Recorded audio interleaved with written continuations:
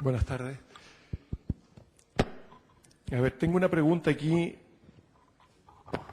enviada por el señor Luis Collarte de la Facultad de Ciencias de Ingeniería de la UACH. Dice, por encargo del señor Luis Collarte de la Facultad de Ciencias, hacemos llegar algunas preguntas para que sean consultadas.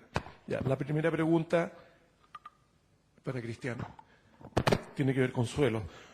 ¿Cuántas muestras para ser ensayadas a la compresión simple deberán tomarse para poder concluir el valor a usar en la clasificación sísmica del suelo? Dice, por ejemplo, 1, 5, 30 o 1 cada metro de profundidad del soldaje. Después dice, ¿cómo se calcula el valor Q sub U o S sub U a usar cuando se poseen varias probetas ensayadas? ¿Se toma el promedio o el mayor valor o el menor valor?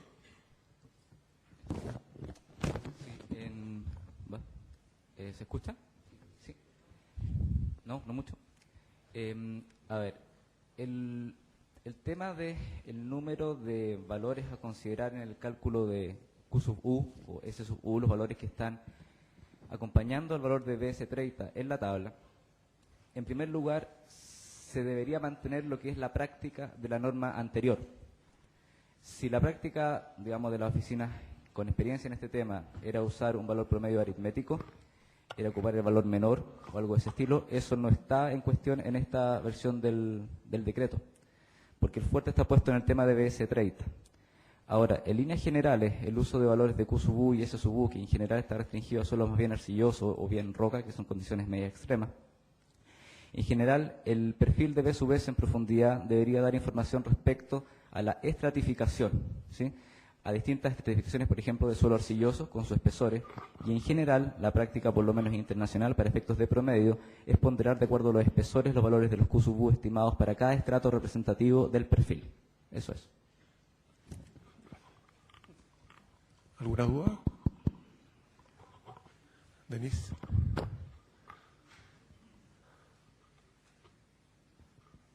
Tomás, yo estoy absolutamente de acuerdo que es mucho más simple y mucho más claro y mucho más de todo usar la torsión como un momento torsor y no como un desplazamiento de los centros de gravedad. Pero el problema de eso es que para poder usar eso tienes que tener una ley de fuerzas, y la ley de fuerzas para edificios de una cierta altura o de una cierta complejidad requiere que se cumpla, que los cortes, la ley de fuerza del corte y del momento cumpla ciertas condiciones que no es fácil. Entonces, esa es la gran dificultad que produce usar el momento torsor como la torsión como un momento torsor.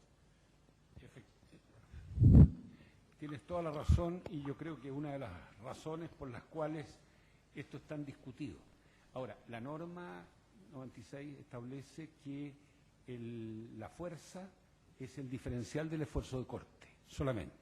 O sea, no da cuenta de si está en equilibrio el corte dinámico, que por lo demás no está.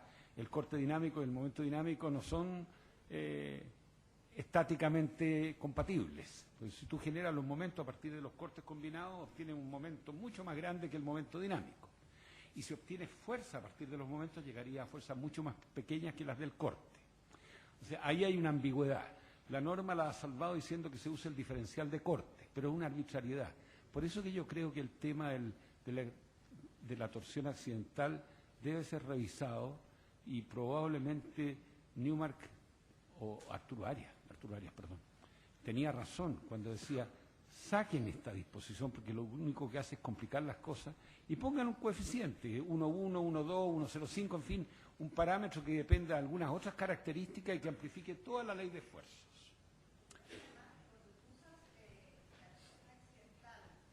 Moviendo los centros de gravedad se transforma en otro edificio. Por lo tanto, te cambian los periodos, te cambia el edificio, es otro edificio, porque entonces cuando tienes edificios que son, por ejemplo, muy largos y muy angostos, empieza a ser una cosa muy importante, porque el 5% o el 10% del largo total en la dirección del sismo empieza a ser algo muy importante. Entonces muchas veces refleja mejor que un momento torsor, sí, que no te refleja eso. Absolutamente, yo estoy totalmente de acuerdo contigo. El único detalle en esto es el siguiente: suponte que tiene una planta muy alargada. En esa planta muy alargada, la hipótesis de diafragma rígido es bastante discutible. Y si es discutible que sea un diafragma rígido, no puedes aplicar un momento torsor, pero no sabrías dónde. Entonces, en esos casos habría que correr el centro de masa, sí o sí. En los otros casos queda abierta la doble opción. Pero yo insisto, en mi punto, en forma muy visceral, yo creo que hay que reestudiar el problema de la torsión accidental porque causa muchas dificultades y con aportes bastante discutibles. Yo tengo una pregunta, aprovechando que se está hablando de los desplazamientos por torsión, a Tomás. La norma especifica verificar, ¿no es cierto?, los desplazamientos en el centro de masa, dice que no deben exceder del 2 por 1000 y después en ninguna del perímetro de la planta, en ninguna parte del perímetro de la planta, exceder en más allá de un 1 por 1000 con respecto al desplazamiento del centro de masa. Existe un problema y quiero tu opinión, Tomás. Esa verificación, en mi opinión, correspondía hacerla en la dirección del sismo. Vale decir, si yo tengo un sismo en dirección X, muevo los centros de gravedad por torsión accidental a izquierda o derecha, ¿no es cierto? Y después verifico los desplazamientos en la dirección X que no excedan en 1 por 1000 con respecto al centro de masa. Muchas veces ocurre que si uno lo hace en la dirección Y, cuando está tomando el sismo en X, se excede levemente porque resulta que como no hay desplazamientos en la dirección perpendicular del centro de masa, porque el edificio está moviendo en la otra dirección, es muy difícil cumplir con ese requisito. Y eso aparentemente era algo que no estaba pensado en la norma y que si cuando uno lo aplica de esa manera, hay muchos edificios que cuesta pasarlos en esa verificación. Quisiera tu opinión sobre eso. Claro. Quiero recordar lo que se habló hace medio siglo atrás, cuidado, no, muchos años atrás, respecto a esto. Se pensó en el edificio típico... Está sin, perdón, estoy sin... Está sin micrófono. ¿Ahora sí? Ya. Sí. Se pensó siempre en el edificio tipo 1020, ¿te acuerdas? Los edificios Corby, Sí. Que tenía una gran quilla central, dos grandes muros centrales y elementos estructurales periféricos de menor importancia. Entonces, una acción sísmica traslacional, digamos en la dirección Y, paralela a estos dos grandes muros, movía muy poco el centro de masa. Y si tú corrías eso un poco hacia afuera generando un momento torsor, los desplazamientos transversales o efectos indirectos eran superiores al 1 por 1000. Claro. Ese fue el motivo. Pero en realidad es un tema también que vale la pena investigar en la futura versión de norma. Nosotros calculamos todo, pero nos quedamos, como tú dices, sismo X, desplazamiento X, sismo Y, desplazamiento Y. Pero la norma no lo autoriza explícitamente. Así es. Acá tenemos una pregunta. ¿Más de preguntas? Juan Music. Sí. Juan Mosic. Quería hacer dos consultas. La primera, como ustedes saben, yo soy de allá de Antofagasta, allá de 100 edificios altos que hay, por lo menos el 90 de ellos están en roca, digamos. Resulta que este decreto respecto a la norma 433 del 2009 y tanto el decreto 117, en este decreto el espectro, digamos, de la norma reduce en 10%, ¿no es cierto?, el espectro, digamos, para roca y reduce también el corte mínimo en 10%. Entonces mi pregunta es, ¿hay algún motivo para haberlo reducido o simplemente fue porque se multiplicó por factor S, que era 0,9, y por eso se produjo la reducción? Esa es mi primera consulta. Y la segunda, digamos, ¿no es cierto?, es lo siguiente.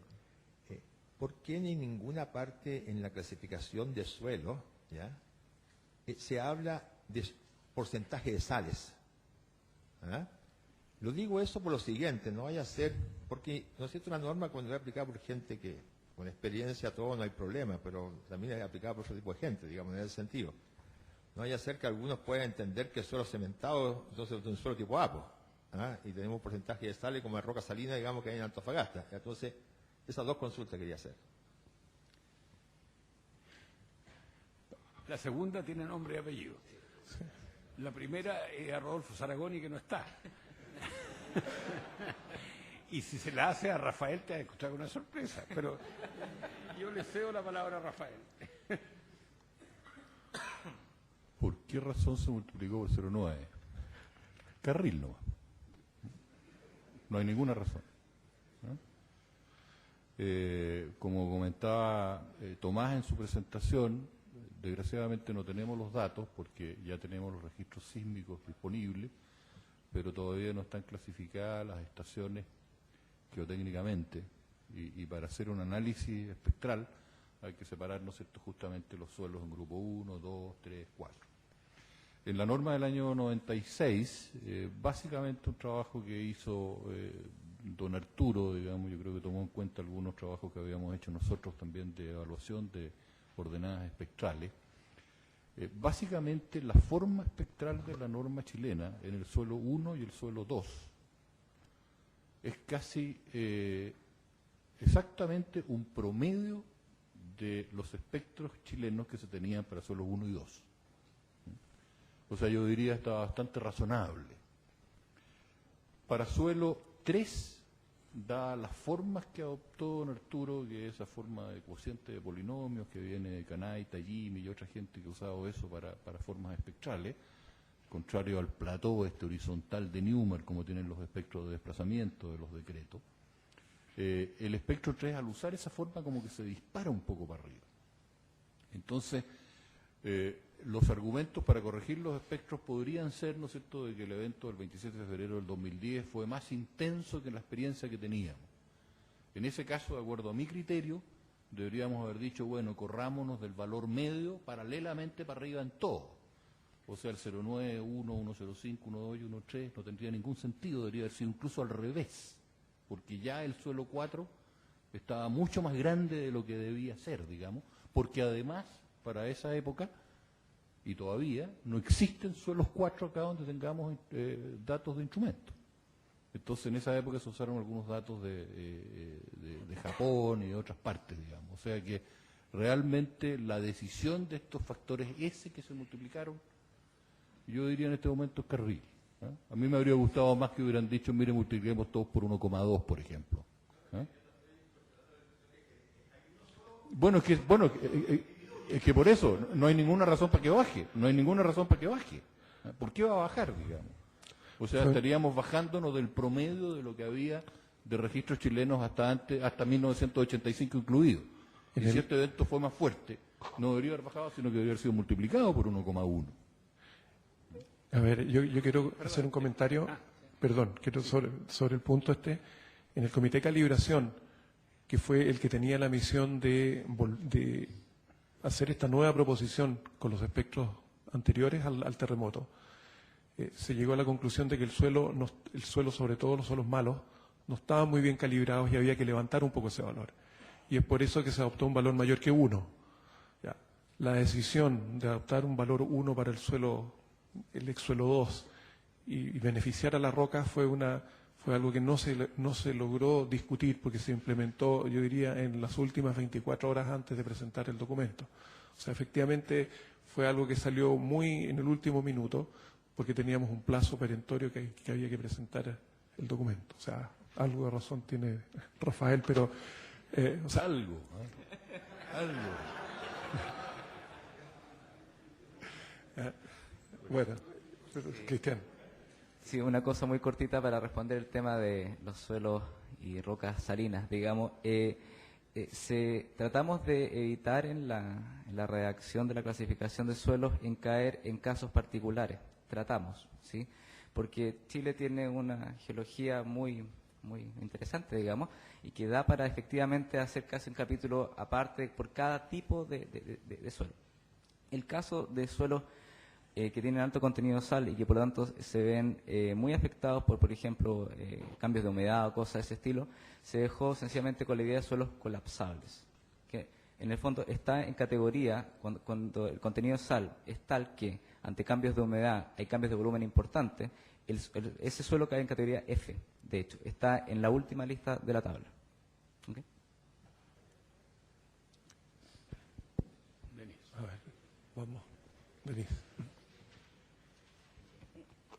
En la clasificación de los suelos se ha visto en la práctica que, por ejemplo, el suelo tipo D, con suelo 2 incluso, o sea, con zona sísmica 2, en edificios relativamente rígidos de periodos de 0,5, 0,55, tú entras en el límite de corte máximo, ¿ya?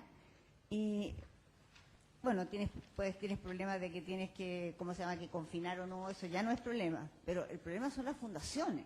¿Te fijas? Entonces te están saliendo losas de fundaciones en edificios relativamente chicos, te fijas, relativamente, qué sé yo, 8 pisos, 10 pisos, cosa que en realidad no son las cosas que estamos acostumbrados a ver, ¿no?, ni a hacer. Sí, Entonces uno dice, bueno, ¿habrá algún problema con esta clasificación? Porque ese tipo de suelo, digamos, no es... Era el suelo tipo 3 que teníamos antes, digamos, ¿no es cierto? Sí. Sí. Efectivamente, el suelo tipo D es el 3 anterior, eso no hay ninguna diferencia.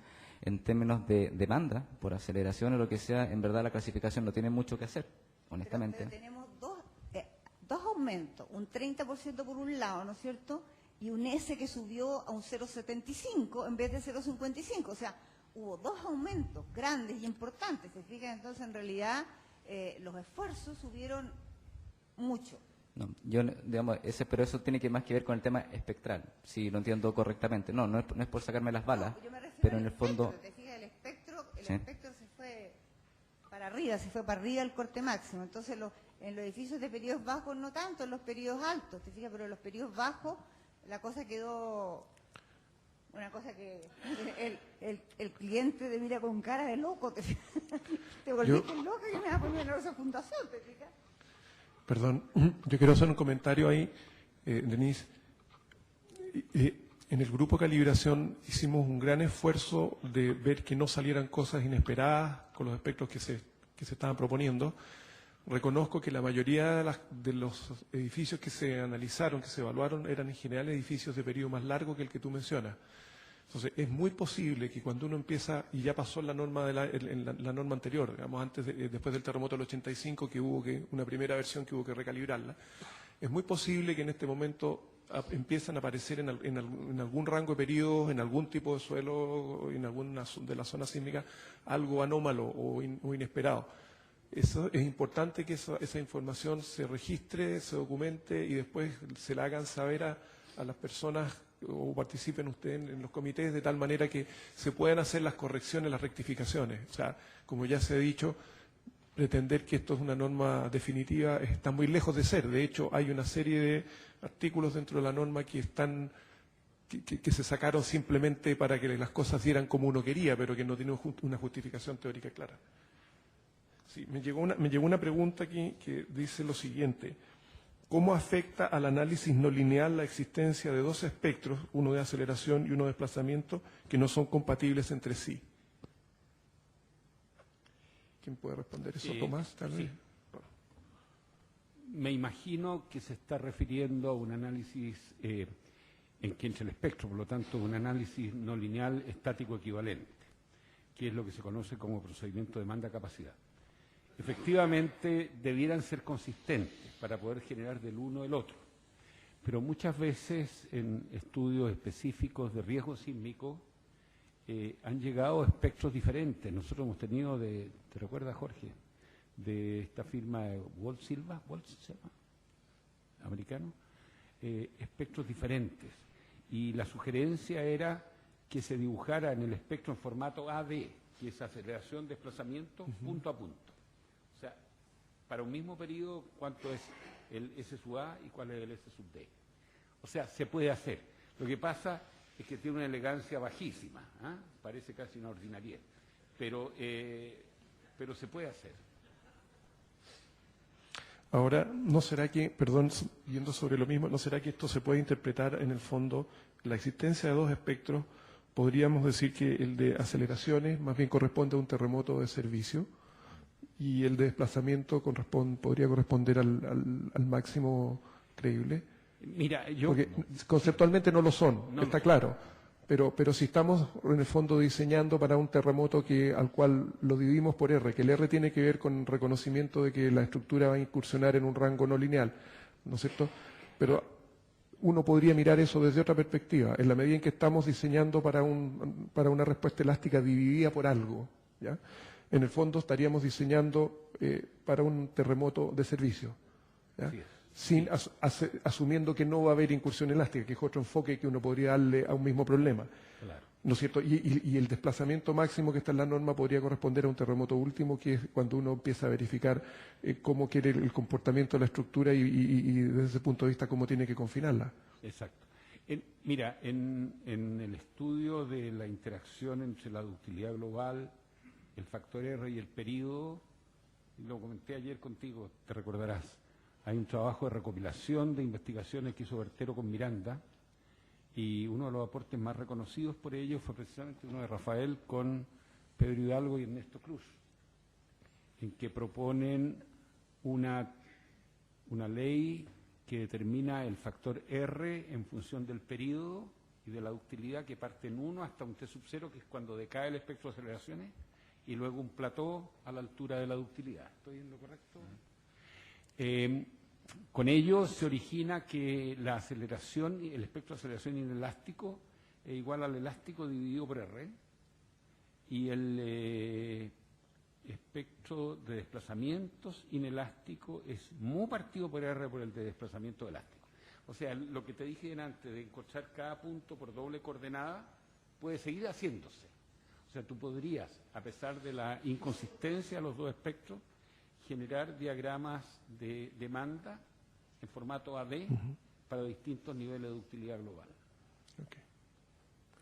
Déjame hacer un comment. Sí. ¿Puedo hacer un comment? Por supuesto.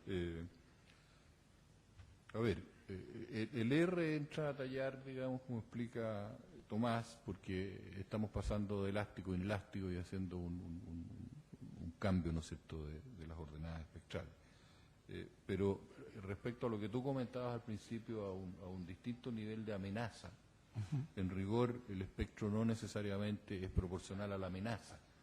O sea, podríamos tener nosotros un espectro nomás y decir, mire, para servicio o periodo de retorno de 75 años, digamos, use 0,5 el espectro, sin daños, y verifique que no se produce, que nos mantenemos dentro del rango elástico, como algunas normas están usando ese criterio. Podríamos decir, el terremoto de diseño es multiplicado por 1, y podríamos decir el terremoto máximo probable es multiplicado por 1,5, y el máximo creíble todavía 1 en 10.000 años, digamos, es multiplicado por 2, ¿te fijas? Pero la forma espectral en rigor debería ser la misma, porque lo que estamos cambiando es el movimiento del suelo, que para 75 años va a ser más chiquitito, para otro más grande, más grande, más grande, más grande. Pero la forma que nosotros derivamos de los espectros reales medidos, ¿no es cierto?, mediante registros en los acelerogramas y calculados, esa es como independiente. Okay. Independientemente que los americanos lo están haciendo todo junto ahora, pero creo que están terriblemente equivocados. Pero bueno. René, hay una pregunta acá en el Twitter, dice para Cristian Ledesma, en suelos finos, ¿a qué profundidad hay que medir Q sub U y S sub U? Tal como traté de decirlo en la primera respuesta, ese valor se tiene que medir para todos los estratos que sean representativos del perfil completo de suelo de los 30 metros o de DF más 15, como se definió en la norma. Lo ideal en esas situaciones en general es primero partir con el perfil de B sub S versus profundidad y en base a esos datos hacer la selección de los Q sub U que se van a tomar, ¿sí? Y por ejemplo, o sea, no se puede decir a priori un número absoluto de mediciones que hay que hacer ni la manera exacta en que se va a promediar, sino que en base al perfil de B sub S en profundidad, es tomar esa información para tomar las decisiones respecto a cómo manejar los valores de Q sub U y S sub U. ¿Alguna otra pregunta? Allá.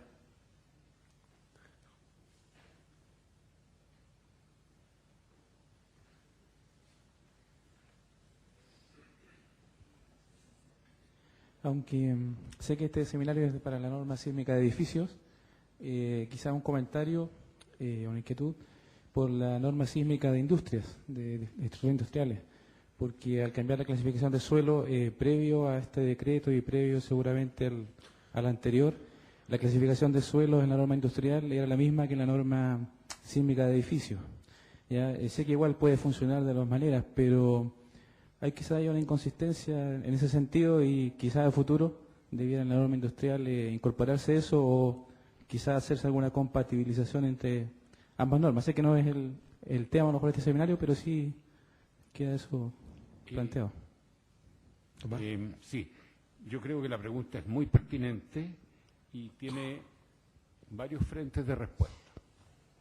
En primer lugar, aparte de la 433 y la 2369 a la que tú haces mención, está también la 2745, que tampoco tiene consistencia y tiene que ver con edificios aislados. Y aparte de lo señalado, el terremoto no le pregunta al suelo qué es lo que le van a poner encima, de manera que los espectros debieran ser independientes de la norma. Bueno, eso es un comité separado que está empezando a funcionar y que preside Rafael Riedel, que va a crear una norma de espectros. Después, cada norma específica podrá definir los factores que lo alteran, pero la norma de espectro, y que va a tener que estar vinculada con la clasificación de suelo, es una tarea ya emprendida y que lo que tú señalas es precisamente un punto singular muy importante. Ahora, ¿por qué se atacó lo que se atacó? Porque fue lo que más daño tuvo. En la urgencia es la que mandó, la que originó la acción, pero en rigor debiéramos estar en todos los frentes a la vez. ¿Más preguntas? Déjame hacer un comentario. Sí, por supuesto. Cortito, porque Adelante. como he criticado algunas cosas, no quiero crear pánico, digamos, porque la verdad es que como algunos colegas, Tomás, Fernando, comentaban en un almuerzo que tuvimos el otro día, aquí en estos decretos de emergencia, digamos, hay un tema de, tenemos que reconocer de que el apuro hay que hacer un sacrificio, digamos, y algunas cosas podríamos criticarlas por aquí y por allá, digamos, pero, o por otra parte, Fernando las llamó imperfecciones, digamos, o sea, yo oí bien elegante esos dos términos, sacrificios y imperfecciones, pero la verdad es que hay que tener en cuenta de que las cosas efectivamente no pueden ser perfectas, y este es el comentario que quería hacer en realidad. Tomás hizo una muy buena explicación histórica de todos los cómo se han ido incorporando las cosas en la norma, cómo han ido evolucionando, cómo se han ido considerando, ¿no es cierto?, los nuevos conocimientos. Yo diría que es muy posible que lo que tenemos es prácticamente lo mejor que podríamos tener, digamos, ¿no? O sea, hay mucha incertidumbre en miles de aspectos, digamos, que participan en lo que en definitiva es un diseño de un edificio. Entonces, todo lo podemos criticar. Tomás estaba hablando de la excentricidad, digamos, occidental, digamos, bueno, yo tengo otra opinión, qué sé yo, pero bueno, siempre van a haber distintas opiniones y distintas formas de abordar eso. Ahora, lo importante es que a la larga hay que tener presente, y ese es un mensaje que querría darles hoy día, hay que tener presente que todo eso es una total y absoluta ficción. Total y absoluta ficción. Fíjense que ustedes diseñan, ¿no es cierto?, el edificio y le colocan, partamos por lo más elemental, propiedades de los elementos. Momento de inercia de la sección rectangular, VHQ o doceavo, secciones elásticas en fase 1. En un terremoto no existe la fase 1, digamos. O sea que los momentos de inercia de las secciones son variables en todas partes del edificio. Ahí tienen un solo elemento que les puede producir. Imagínense una viga, lo han hecho ustedes muchas veces, ¿no es cierto? Calculen el momento de inercia de la sección en fase 1 y calculen la sección agrietada. ¿Cuántas veces es uno del otro? O sea que esa cosa que tanto tomamos en cuenta, los periodos del edificio, en el rango de comportamiento elástico del edificio, porque usamos su evolución modal espectral, es una cosa que no tiene nada que ver con lo que está pasando durante el sismo. Después usamos un R, por ejemplo, un R que dividimos todo el espectro por el mismo R, y sabemos que la división debería ser en función del periodo. Bueno, tenemos miles de factores, digamos, todos los podríamos analizar de esa forma. Entonces, por eso, lo que hay que tener presente es que esto es lo mejor que podemos hacer porque el problema es extraordinariamente complejo. Cuidado con los análisis no lineales, porque ustedes pueden hacer un análisis no lineal, digamos, le cambian un parametrito por ahí y la cosa cambia 100%, digamos. ¿no? Porque los modelos no lineales que pusieron los compadres en los programas también son terriblemente variables, digamos, y muy sujetos, digamos, a interpretaciones y a fijaciones. Hubo un concurso, digamos, en la Universidad de California, San Diego, donde hicieron un ensayo de una cosa muy simple, una estructura de 7 pisos, que era un murito con unas aletas. Se hicieron ahí unos ensayos experimentales con distintos niveles de intensidad de los sismos, se midieron millones, digamos, de variables, y se ofreció a la comunidad académica y profesional, digamos, que sin saber los resultados se hizo un concurso para ver si le achuntaban, digamos, a lo que ocurrió en esa estructura simplísima, digamos, ¿eh? No esas barbaridades que veíamos en la pantalla. Bueno, fíjense que se presentaron gente de varios países, gente de Estados Unidos, qué sé yo, y algunos de Europa. Los errores, las diferencias con lo medido eran cosas del orden de 100, 120%, el promedio de los participantes. O sea que nosotros como profesionales y con los medios que tenemos, somos absolutamente incapaces de predecir la respuesta inelástica de un edificio durante un terremoto. Absolutamente incapaces hoy en día. Los americanos metieron el concepto de performance-based design. En 1995 empezaron a hablar de eso. Querían meterlo en las normas, que verificáramos cómo iba a ser el edificio. Porque la gente había estado muy enojada para el terremoto de Northridge el año 94, porque dijeron, oiga, este edificio, yo compro este edificio, yo no quiero que se me haga pedazo esta cuestión. ¿Cómo es esta cuestión? No, si es que la norma dice que pueden haber daños. Bueno, ¿y cuántos daños? Entonces dijeron, tenemos que medir los daños y ver cuánto rinde efectivamente. Fíjense que han pasado 16 años.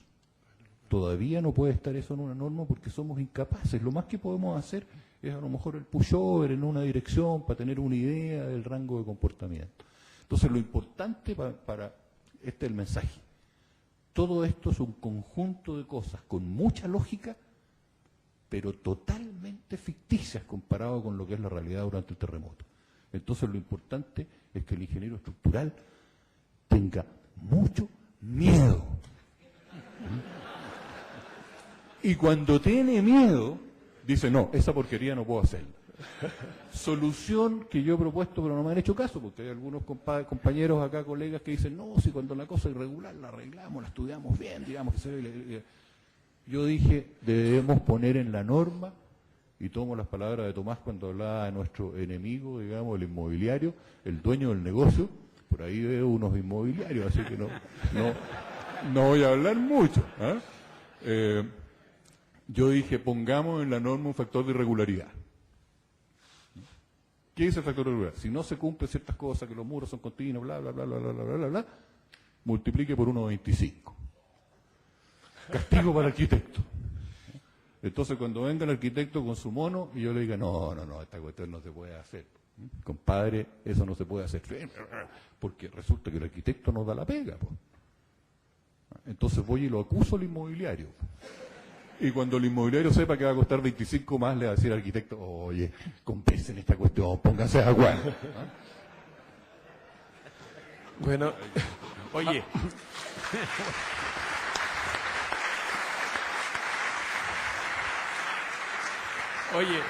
apoyando, solamente un comentario, apoyando lo que plantea Rafael, es que justamente en el último congreso nos poníamos de acuerdo en tratar de mantener las futuras versiones de la norma en un documento lo más corto y lo más simple posible, porque en la medida en que uno llega a documentos muy voluminosos y con muchos requerimientos, se genera una falsa sensación de precisión en lo que uno está haciendo, cosa que, como ha dicho Rafael, es absolutamente erróneo. Tomás. Oye, para cerrar, porque ya es hora, y apoyando lo que dice Rafael, primero que nada, los señores inmobiliarios, todo lo que dije la broma.